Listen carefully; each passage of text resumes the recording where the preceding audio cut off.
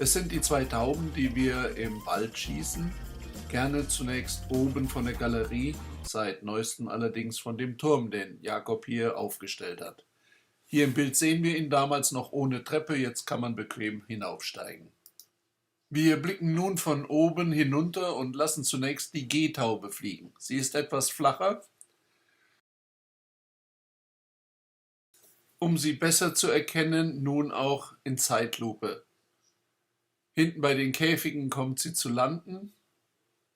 Anschließend schauen wir uns die E-Taube an. Sie ist etwas flotter und fliegt etwas weiter, ist allerdings auch einen Tick im Winkel näher zu uns.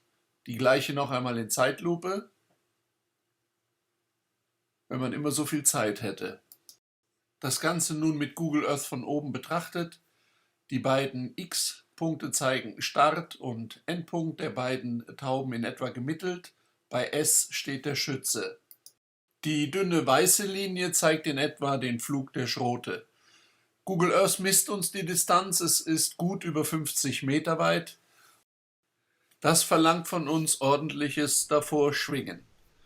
Nun zunächst die E-Taube, so wie sie die Shotcam sieht. Die Shotcam zeichnet es in Zeitlupe auf. Darum sieht das alles so easy aus. In Wahrheit müssen wir uns doch recht schnell bewegen. Das gleiche nun mit der langsameren, der Gehtaube. Wie aber sieht es in Wahrheit aus? Wie erlebt es der Schütze? Das ist in etwa Realtime. Noch einmal die schnelle, die erste, dann die langsamere, die Gehtaube, beide gleich nacheinander. Und weil es doch so schön geht, das gleiche nochmal in Ultrazeitlupe, 10-fach verlangsamt. So sieht es im Moment des Schusses aus. Bei Rot zeigt die Flinte hin und dort bricht auch die Taube. Das gleiche mit der langsameren. Auch hier schön zu sehen, wie die Flinte vor die Taube schwenkt, immer weiter führt, fliegen lässt. Und man sieht in den zwei Stills den Abstand, den die Waffe vor der Taube hatte und wo die Taube brach.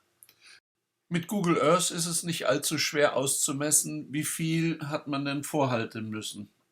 Mit dem Wissen um die Geschwindigkeit der Schrote und die Distanz zur Taube kommt gleich etwas heraus um die 6 Meter und die Triangulation beweist es.